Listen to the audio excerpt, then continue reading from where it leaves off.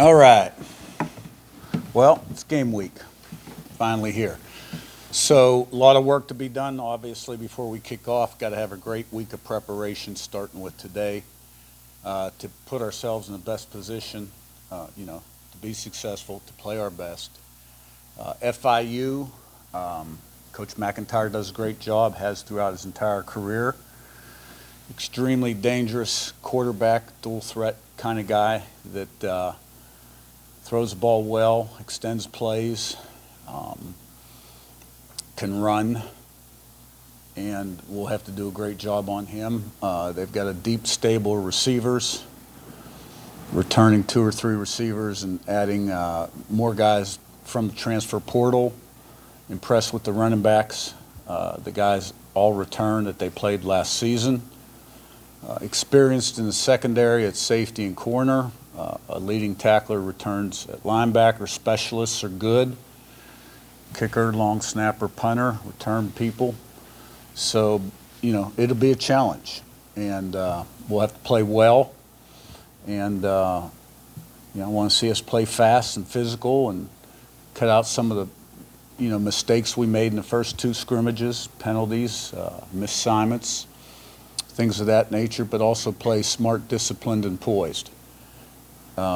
So there's a fine line there. But we do want to attack, be that kind of team, and we'll have to play well. He's on your left, and Zach. Yeah, Curt, Coach Cooper, does he remind you of any quarterbacks that you've coached? At JMU, any of the ones you guys had there? And how has he kind of developed as a leader? Tyson Lon was telling us he kind of brought the group together after the first scrimmage and really kind of lit a fire under them. What have you seen from him in the locker room, kind of getting the guys together? Yeah, he probably reminds me of Cole Johnson, who we had for 2 seasons. His last year with us, he had a tremendous year, had about 41 touchdown passes, 4 interceptions, threw for over 4,000 yards. They're both more pocket guys, but still can gain positive yards with their legs. Really smart, heady. He's played a lot of football, respected by his teammates. He's not a real rah-rah guy on the field, which is fine. You lead kind of by example and how you do on the field, but he's got the respect of all his teammates. Zach and Matt. Curt, I guess just your philosophy as much as anything else on how you handle freshmen that you might want to see get some snaps, where you maybe set the bar for guys that you don't worry about the red shirt, where you maybe set the bar for guys where you think let's give him a couple games and kind of see where he gets to, just how you kind of handle basically the question of whether a guy's going to red shirt, whether he's going to play and retain it, or whether you just sort of throw it off. Well, the best guys play, really. And we're a veteran team, even though we got a lot of new guys. We got a lot of seniors on this football team. So I wouldn't anticipate seeing many freshmen out there. It doesn't mean you might not see 1 or 2, but it's all based on who can help us be successful, who's ready to play winning football. So, and things change every week.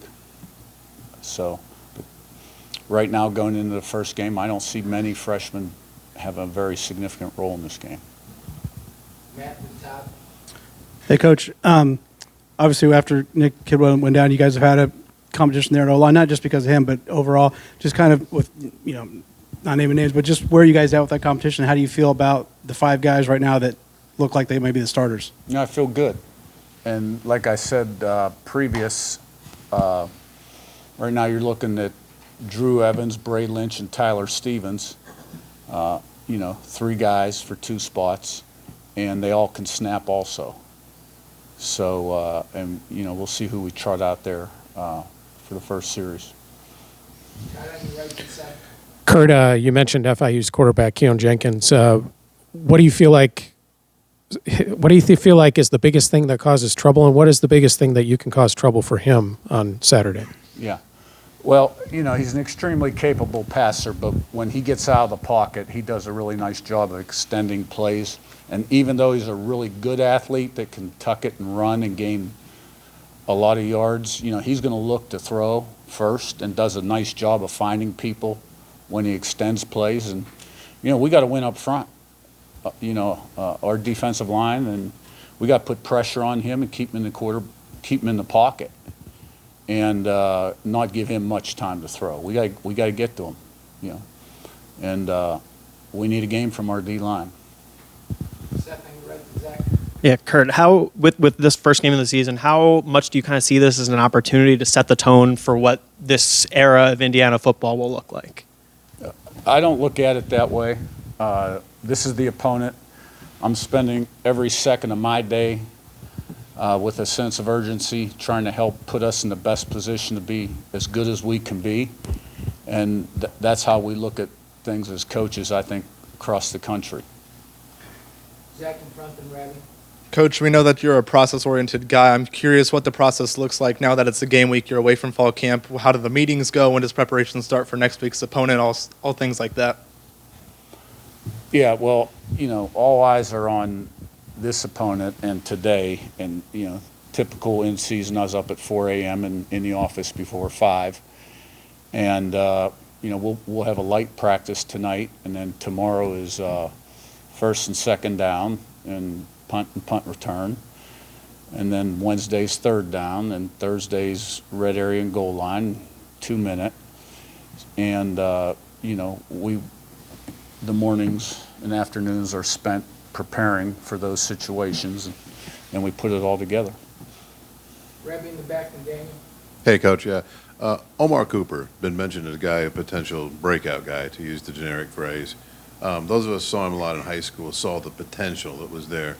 What are things he needs to do this season to go from potential to make a few plays here and there to be maybe the breakout guy who really can be consistently an impact guy for you guys? I think he just has to take what he's done on the practice field and take it onto the game field, which I'm confident he will and can.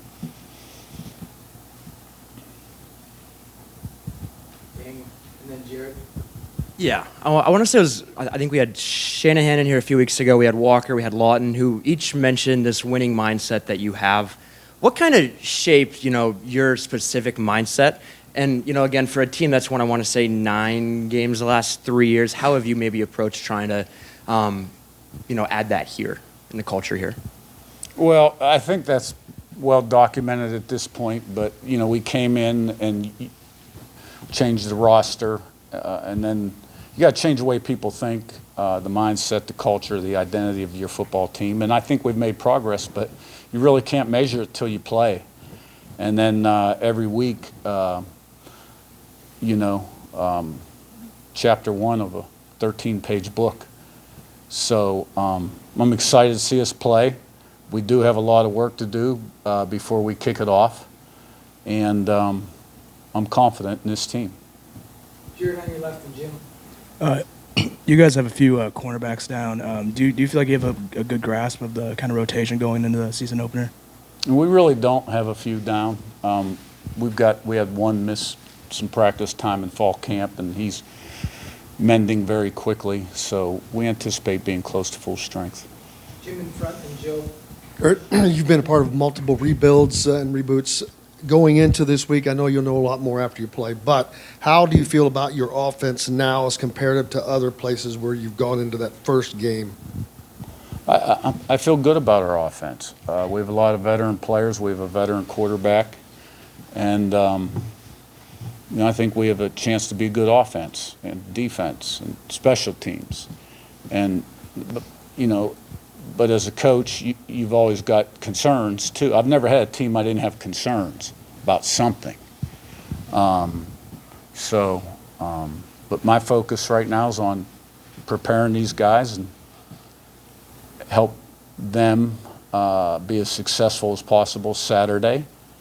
And, I feel good about the pieces we have in place. Joe front right and Ken. We've talked before about how small the margin of error is once the season starts. What aspects through fall camp have you seen lessen that margin, and what parts do you think this week really need some work? Well, I think we were more consistent in practice as camp went on. We weren't an up and down team. We still have to more consistently get everybody doing what they're supposed to do, assignment-wise, technique-wise. But part of that is the challenge of camp too, because you install everything. So the plate is very heavy. Now, you get into the first game and that plate will lighten up a little bit, and you want to free them up from thinking too much so they can play fast and let their ability take over. Ken, back right, then Lou. What have you learned from previous stops along the way, or previous new jobs, that has helped you make this transition as smoothly as possible? What lessons have you previously learned to help you this year? Well, I think you just, in every area that matters, leadership, recruiting, development, retention, managing a staff, messaging, how to practice, game day philosophy. I think every year you do this, you get a little better. You learn lessons. So, this is my 42nd year, I think, in this business. And so there hasn't been much I haven't seen, but I'm sure something will come up one day that I haven't yet. Lou, front left, and Pete. Hey, Coach. Lou Friedman from the Seymour paper. You mentioned getting up at 4 in the morning and going to the office by 5. How late are you staying? We'll get off field tonight about 8:15. So it's a long day. Yeah. Has the pace been that way pretty much since you landed in December? You've been going about 1,000 miles an hour, it seems like. Oh, yeah, and December was very much that way. But we've got some rest banked right now, coaches and players. So, we should have a full tank heading into this week. Pete, back left, and back to this. Hey, Coach, can you talk a little bit about the running backs in general and Lawton in particular, what you expect from them, what you hope to see from them? Yeah, when you look at Lawton, Black, and Allison, they're all very similar. They can take it between the tackles, they can get the ball outside, they can catch the ball out of the backfield, and they're good pass pro guys. And then Elijah Green is a good back as well as Van Horst. Lawton is capable of making the big play, catches ball extremely well. He's good inside the 10. And, he's got an extra gear.